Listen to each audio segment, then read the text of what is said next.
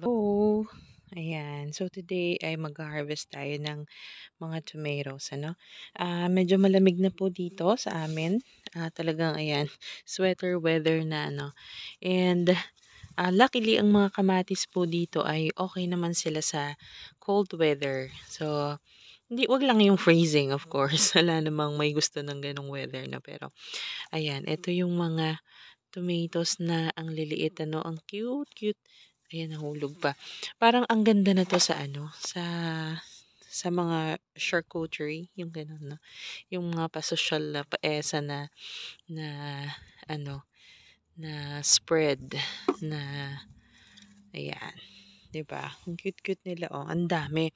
At yung isang ano, minsan nakakita ako dito na isang clump siya ng napakarami niya. Ayan, oh, tingnan niyo, oh.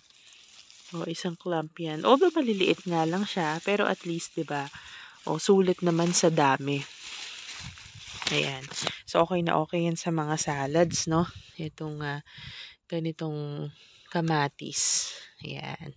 So, not sure ako kung anong klase ito. Um, para siyang para siyang wild na tomato 'no, and ayan, oh, 'di ba? Ang cute-cute. Ayan, pasok naman tayo dito sa gawin na 'yan kasi merong ano diyan, eh, alam, ang hirap pumasok kasi madalas maraming bees dito. Ayan. So, inggitin ko kayo, no? Kasi marami kong kamatis. Alam kong inggit kayo kasi mahal ang kamatis. Di ba? Diyan sa Pinas, mahal. So, gusto ko lang kayong i-encourage. Ano, hindi ko alam ngayon kung paano ko siyang pupuntahan. At napaka-sukal naman itong aking garden. Ayan. Gusto ko kayong i-encourage sa pagtatanim, no? Kasi ang dali lang naman niya, lalo na sa atin sa Pilipinas. Tropical country po tayo. And hindi katulad dito na talagang may season na wala kang mapapatubo, no? Kasi naging ano nga eh, and kalahati ng taon dito, wala talagang gardening, hindi pwede. So, yun na nga. Napaka-blessed natin kasi ang ganda ng topographical location ng ating bansa. But then, inaabot natin yung nagsasuffer tayo sa mahal ng kamatis. Alam mo yun, which is dapat hindi because pwedeng-pwede naman sana tayong magtanim, 'di ba, sa mga bakuran natin. And sometimes siguro hindi na masyado siyang na-normalize yung pagtatanim kasi masyado na tayong naging dependent, no, sa ating food system which is not secured. Ayan. Tanggapin na natin na tayo ay merong very fragile na food security system. And 'di ba parang gusto nyo bang lagi na lang tayong maging victim ng gano'n, ng sistema. So, may pwede naman tayong gawin, which is, ito, pagtatanim, and, 'di ba, napakadaming benefits ng pagtatanim sa atin, no? Lalo na 'yan, 'di ba? Parang may magagawa ka, may control ka over those things, no, na mahirap talagang kontrolin. And mas certain ang pagdating ng mga ganong pagkakataon na sobrang mahal ang mga bilihin. Mas madaling umasa na laging may ganon kesa stable ang ano ng bilihin. Sa totoo lang, sa panahon ngayon, yung mga ganyang bagay, kahit naman dito, ano, ang mamahal na rin ang bilihin. So, at least, kung meron kang mga ganitong choices na, or if you take action, no, meron kang kahit paano may panlaban ka dun sa mga ganong kaganapan na talaga namang hindi na maiiwasang mangyari sa atin. Ayan, tingnan nyo, napakadami, diba? So, hindi lang kamatis, talong, ayan, okra, yung mga ganyan, no? Yung mga usual, yun talaga kinakain natin. Tapos napakadali pang itanim ng mga mustasa, pechay, yung ganyan. Halos everyday pwede mo namang kainin. Tapos yung ano ng ano yan, talbos ng kamote, 'di ba? Magtanim ka lang ng mga ilang ano, everyday yan may makakain ka na, may kasama na yung iyong pritong isda, 'di ba? Oh, tingnan niyo, oh, ganda, oh. So ito, variegated yan, tingnan niyo may puti-puti siya. Pero ang kukuhanin natin ito lang. Yan. Yan, tatandaan natin. Yun lang naman yung ibang ano niya eh. Tapos, ayun, meron pa tayo dun. So, those are, ito, mga jocalos ito, ano. Tapos, check natin mamaya kung anong lasa niyang mga yan. Iba-iba kasi yan eh. Alam mo yun, yung iba-iba yung profile niya, ng lasa niya. And of course, ayun nga, balik tayo sa pagtatanim. Pag nagtanim ka, you get to experience different kinds of varieties, different flavors, different, alam mo yun, iba talaga yung lasa ng freshly harvested or garden grown na mga vegetable. Oh, look at that. Makakabili ka ba sa market ng ganyan? So, hindi naman, di ba? Oh, nakakatuwa. Tapos, ayan, oh.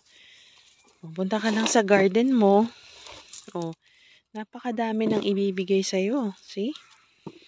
Ayan. Yan ang sinasabi ko. Kaya dapat, talagang meron tayong initiative sa sarili natin na 'di ba? Nasa paanan lang natin yung sagot. Lupa lang nasa fingertips natin ang sagot. Magtanim ka lang. Magtusok ka diyan, 'di ba? Anyway, hindi naman laging perfect ang pagtatanim. I mean, hindi ka laging successful. Parang hindi naman lahat ng journey din ito eh, no? Pero, 'di ba? Basta't may natututunan ka dun sa iyong ginagawa. Yun yung pinaka-importante doon. And yung mga natututunan mo na yun every year, maybe matuto kang compost. Next year, matuto ka sa mga different diseases at kung paano i-combat yun naturally, organically. And then, yun, from there, magbe-build ka na ng iyong experience and knowledge, no, sa paggugulay or sa pagtatanim. 'Di ba? Kita nyo yan, oh. 'Di ba? Magkano yan. Tsaka ako, I'm proud to say na marami na kaming na-process na mga namin, na mga tomatoes namin. Marami na po. I mean, tingnan nyo, oh, ang dami, 'di ba? Naka-freezer yung iba. Fresh na ganyan lang, tapos naka-freezer. Tapos yung iba naman is ginawa na rin namin talagang sauce. Nilagyan namin ng mga herbs and ayan, spices. Tapos yun, pizza sauce na siya.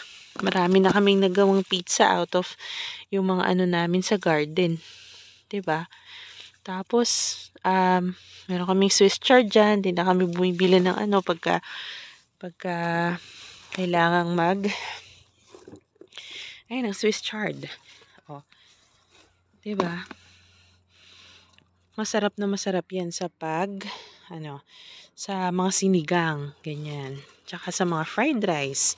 Para lang siyang kangkong, no? Or spinach. Or yung Malabar spinach, yun, parang ganon. O, di ba, kita niyo, napakarami pang nag-aantay, no? Pagka lumamig yung panahon, meron pa kaming mga maha-harvest. And, yun nakakatuwa doon. Tapos, ayan, kalabasa. Ang dami na din namin kalabasa, no? May mga na-harvest na kami dyan. And, ito, just to show you some.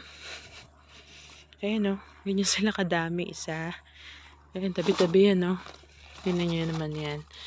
'Di ba? It's a year's worth of squash na pwede namin kainin. Yung aming kamatis naman, kung panggisa-gisa lang, makakatagal na din to. Kumbaga, maitatagpos na rin na to. Sana yung aming And look at this. Ayan, no? Diba? Ganda-ganda, oh. See? Hindi ka makakabili ng ganyan sa supermarket. Diba? And yung experience, yung pride of growing these magnificent vegetables. Yan. You don't get to experience that buying commercial produce. Ayan.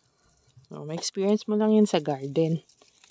And, you know, yung sabi nga, ayan, nahulog. Nahulog pa siya. Ayan.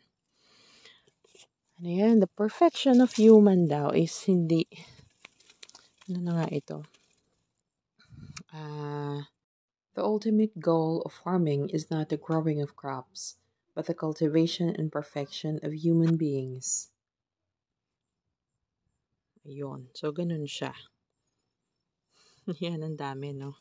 So, ayun. I encourage you talaga to grow your own food. Diba? At pag-harvest mo, ayan, napakarami. Ayan pa. Meron pa kaming ganyan dyan.